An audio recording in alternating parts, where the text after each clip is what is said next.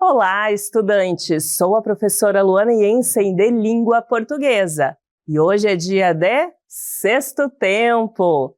Essa é uma ação da Secretaria de Educação de Manaus em parceria com a Super Ensino e o Centro de Mídias Educacionais. E hoje estamos num lugar especial, é o Parque da Poesia, onde tudo tem um som especial.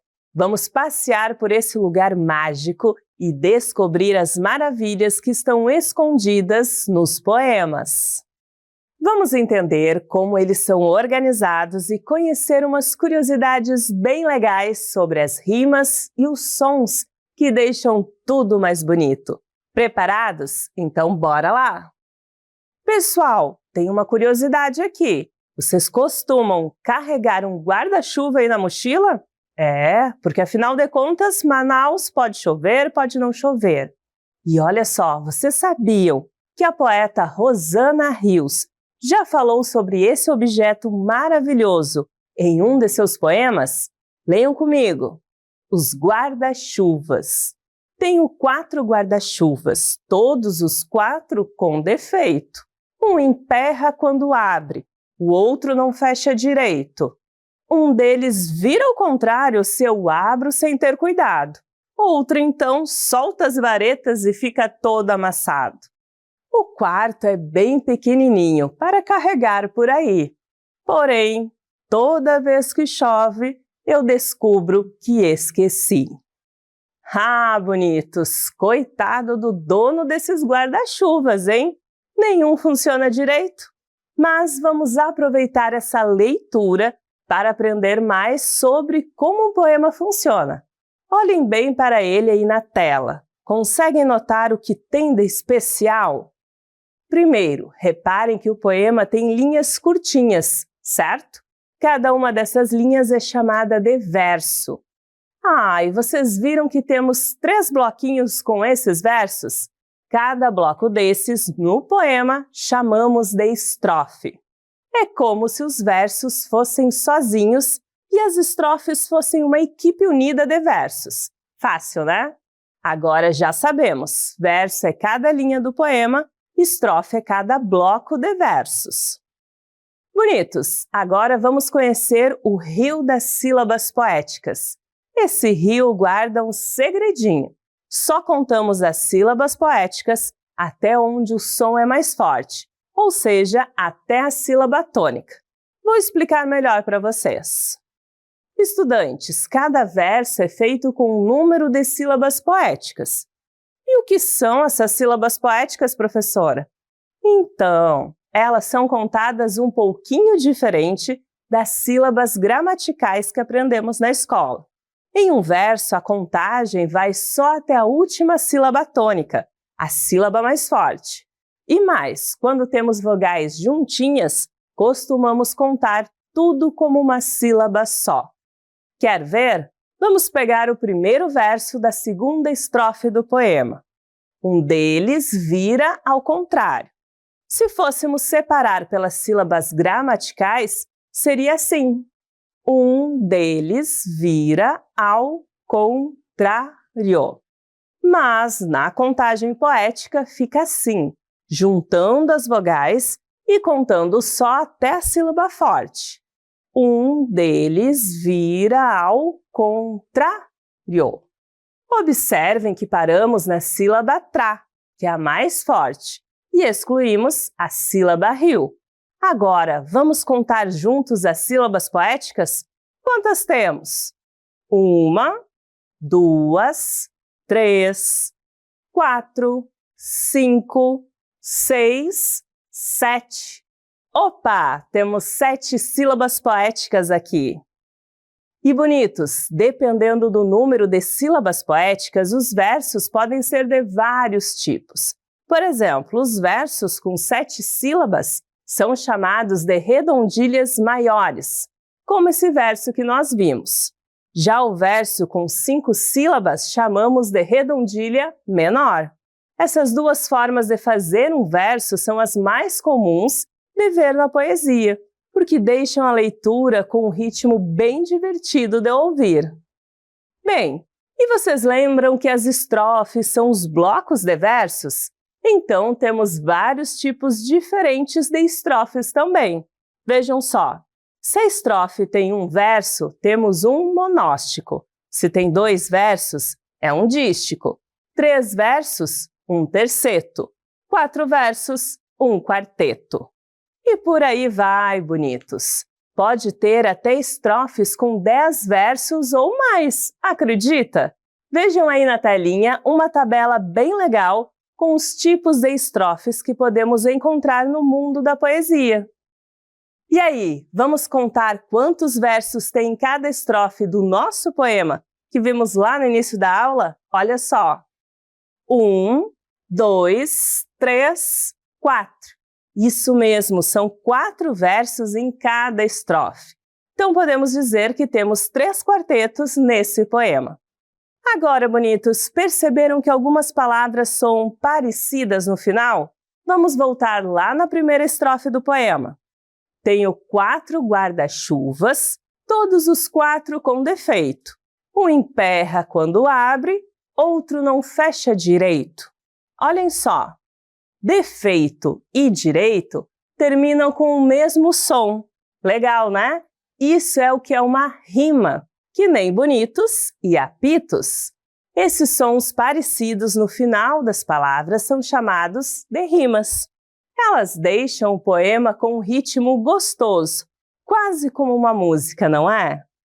Bonitos, estamos aqui no palco das palavras para explorar um pouco mais os efeitos sonoros dos poemas.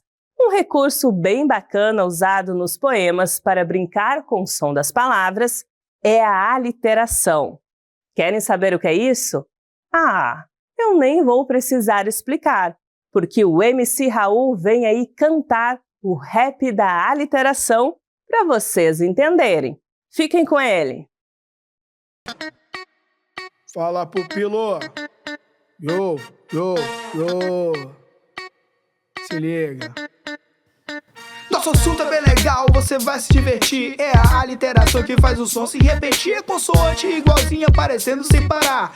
Presta atenção porque agora eu vou mostrar. O meu gato gritou no galho do galinheiro. Tina tropeçou na tábua do tabuleiro. Marcos mandou a mala para Mariana. Consoante se repete, isso é muito bacana.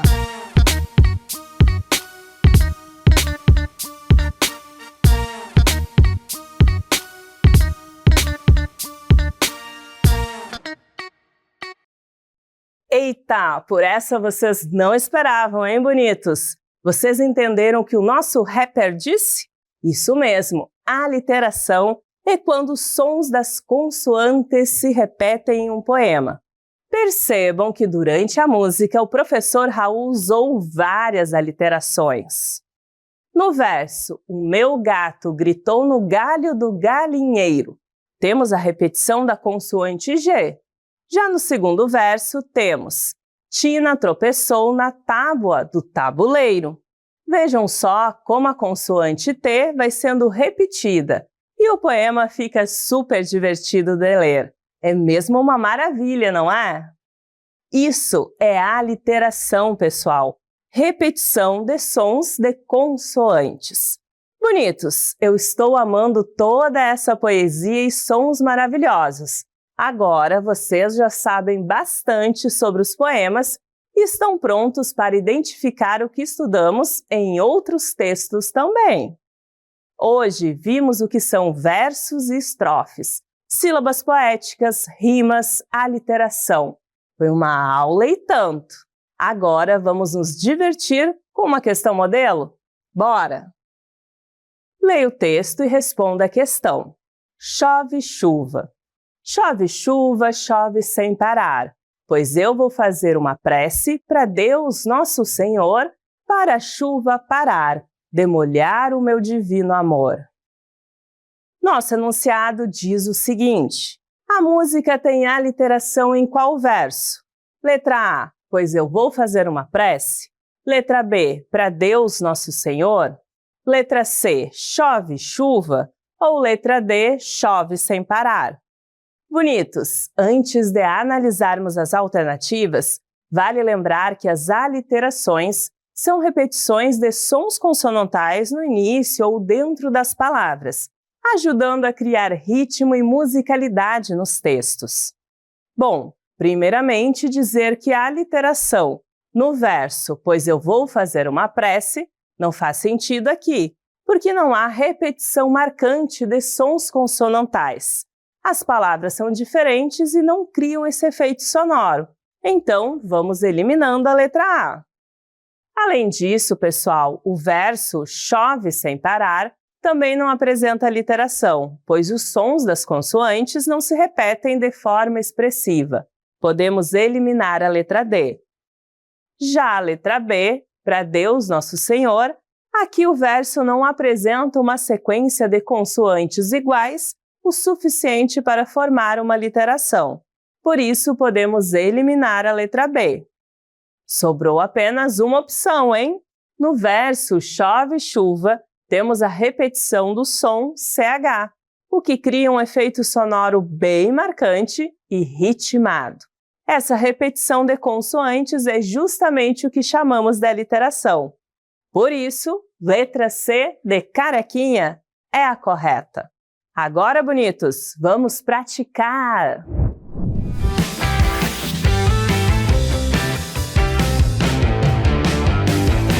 E aí, bonitos e bonitas, tudo bem com vocês? Eu sou a professora Luana Jensen, de Língua Portuguesa.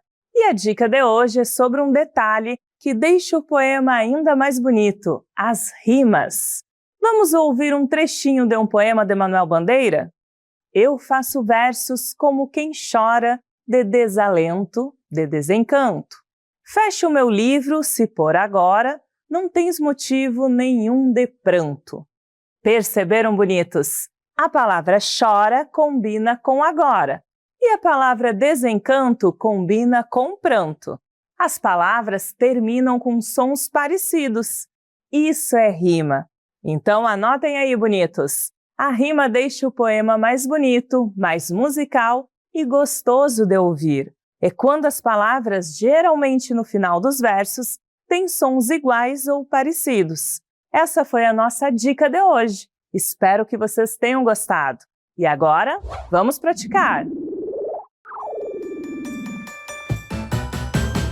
Fala, galerinha, hora de começar. Pimpolhos e pupilos prontos pra brilhar. Bonitos e bonitas, vem participar. Com a Super Ensino vamos praticar. Vamos começar. Vem participar. Vamos praticar. Vamos praticar. Vamos praticar. Para a nossa primeira questão, leia o texto e responda a questão. Bons e maus negócios.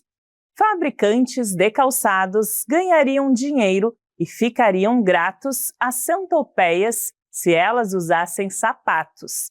Dentistas e protéticos viveriam na maior fartura se os jacarés usassem dentadura. Lojas de artigo de inverno teriam muito mais lugar ao sol se as girafas usassem cachecol. Mas o que seria de nós, eu me pergunto, se os elefantes resolvessem meter o nariz em nossos assuntos? Bonitos, protético significa aquele profissional que confecciona dentaduras. Nosso enunciado diz o seguinte: o poema apresentado possui letra A, 20 versos, letra B, aliterações, letra C, rimas ou letra D, 2 estrofes. Que entre o cronômetro.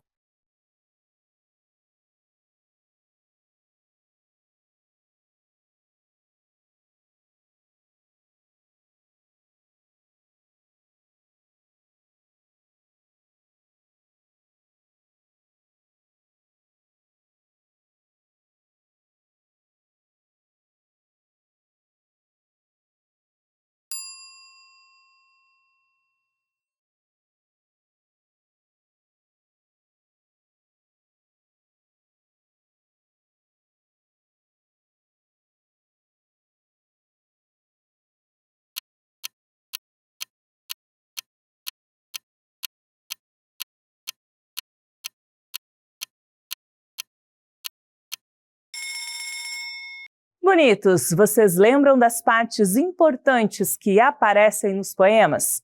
Temos a aliteração, que acontece quando o mesmo som de uma letra se repete várias vezes. A rima, que aparece quando as palavras terminam com o mesmo som e deixa a leitura mais gostosa e musical. E os versos, que são cada linha do poema, como se fosse uma frase poética. Agora que já relembramos tudo isso, vamos analisar com atenção cada uma das alternativas. Primeiro, vamos conferir a alternativa A, que fala que o poema possui 20 versos. Quando lemos com calma e contamos linha por linha, percebemos que o poema tem 12 versos no total, e não 20. Por isso, essa alternativa está incorreta e podemos eliminá-la. Agora, bonitos, vamos analisar a alternativa B, que fala sobre a presença de aliterações. Como já lembramos, a aliteração é quando um som consonantal se repete várias vezes. Bem, apesar de alguns sons aparecerem mais de uma vez no poema, não há uma repetição tão marcante e intencional de uma mesma consoante, que caracterize uma verdadeira literação. Por esse motivo, essa alternativa também está incorreta e podemos eliminá-la. Olhem só a alternativa D, que diz que o poema tem 2 estrofes. Quando olhamos para a organização do poema, vemos que ele é escrito de forma contínua, sem divisão clara em blocos ou partes separadas. Ele é composto por uma única estrofe que junta todos os versos. Assim, a alternativa D também está incorreta e podemos eliminá-la. Agora sim, bonitos, chegamos à alternativa correta. Ao ler o poema, dá para perceber que ele está cheio de rimas, como ingratos e sapatos, fartura e dentadura, sol e cachecol. Essas rimas deixam a leitura mais divertida, musical e fácil de lembrar. Por isso, a alternativa correta é a letra C. O poema possui rimas. Olha que bacana, hein, bonitos? Bora para a próxima questão? Leia o texto e responda a questão. Espantalho. Homem de palha, coração de capim, vai embora aos pouquinhos no bico dos passarinhos e fim. Nosso enunciado diz o seguinte: o último verso é o mais curto por quê? Letra A indica que o espantalho desapareceu? Letra B, o autor só usou versos de uma sílaba? Letra C, o texto fica mais bonito? Letra D, traz um efeito de mistério na leitura. Tempo na tela.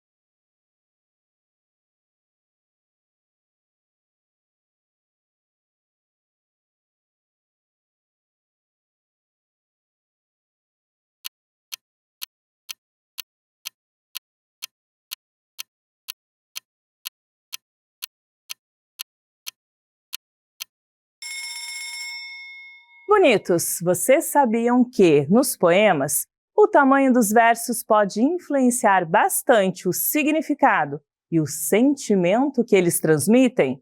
Pois é, quando o autor escolhe escrever versos curtos ou longos, ele faz isso para criar efeitos diferentes. Pode dar mais ritmo, destacar uma ideia ou até provocar surpresa. Agora que sabemos disso, vamos analisar com atenção cada uma das alternativas. Primeiro, vamos olhar a alternativa B, que diz que o autor só usou versos de uma sílaba. Quando lemos o poema, percebemos que isso não é verdade. Há versos curtos sim, mas com várias sílabas, como homem de palha e no bico dos passarinhos. Por isso, essa alternativa está incorreta e podemos eliminá-la. Agora vamos analisar a alternativa C, que fala que o verso ficou mais curto apenas para o texto ficar mais bonito. É claro que os poetas gostam de criar textos bonitos, mas a escolha de diminuir o último verso tem um sentido mais importante do que apenas a estética. Sendo assim, essa alternativa também está incorreta e podemos eliminá-la. Olhem só a alternativa D, que diz que o verso cria um efeito de mistério. O poema é bem direto e não tenta nos deixar curiosos sobre o que aconteceu. Pelo contrário, ele nos mostra claramente que o espantalho vai embora aos poucos, até que chega ao fim. Assim, essa alternativa está incorreta e podemos eliminá-la também. Agora sim, bonitos! A alternativa correta é a letra A. O último verso é o mais curto porque ele indica de forma clara e rápida que o espantalho desapareceu. A palavra fim mostra que a transformação acabou e reforça a ideia de que ele deixou de existir, tornando esse encerramento bem marcante. Por isso, essa é a resposta certa. Opa, já estamos quase no fim. Próxima questão. Leia o texto e responda a questão. Por enquanto sou pequeno. Por enquanto sou pequeno, mas vou aprender a ler. Já sei ler palavra inteira. Leio para cima e para baixo e plantando bananeira. Por enquanto sou pequeno. Uma coisa vou dizer, com certeza e alegria, sei que nunca vou esquecer da beleza da poesia. Nosso enunciado diz o seguinte, na segunda estrofe do poema. Letra A. Há 8 versos no total. Letra B. Há aliterações marcantes. Letra C. Há 10 sílabas em cada verso. Ou letra D. Há rimas entre os versos. Tempo na tela.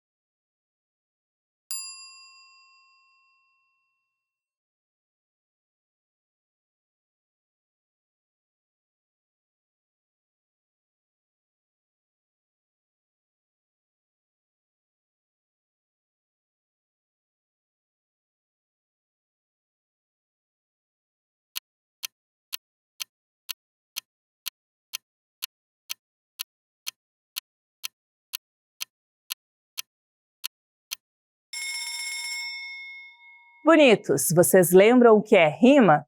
Ela acontece quando as palavras terminam com sons parecidos ou iguais. Isso deixa o poema mais musical, divertido e fácil de decorar. A rima também ajuda a dar ritmo e até emocionar quem está lendo. Agora que já lembramos dessa parte importante dos poemas, bora analisar com atenção cada uma das alternativas. Primeiro, vamos observar a alternativa A, que fala que há 8 versos na segunda estrofe. Quando lemos com calma, percebemos que a segunda estrofe tem 5 versos e não 8. Isso quer dizer que a alternativa A está incorreta e podemos eliminá-la. Agora, a alternativa B fala sobre aliterações marcantes. Sabemos que a aliteração é quando o mesmo som consonantal se repete várias vezes para criar um efeito sonoro. Mas, ao ler a segunda estrofe, não percebemos uma repetição forte de sons que chamaria a atenção como uma aliteração marcante. Por isso, essa alternativa também está incorreta e podemos eliminá-la. Olhem só a alternativa C, que afirma que há 10 sílabas em cada verso. Quando fazemos a contagem das sílabas poéticas, percebemos que os versos têm tamanhos variados, mas não chegam a ter exatamente 10 sílabas cada um. Sendo assim, essa alternativa está incorreta e também podemos eliminá-la. Agora sim, bonitos! Ao lermos a segunda estrofe, percebemos claramente que há rimas entre os versos. como em dizer e esquecer, ou ainda entre alegria e poesia. Essas rimas deixam o poema mais gostoso de ler e mostram como o autor quis brincar com os sons. Por isso, a alternativa correta é a letra D. Há rimas entre os versos. E aí, bonitos e bonitas, aproveitaram o encontro de hoje? Espero que sim. Vejo vocês no próximo Sexto Tempo. Tchau!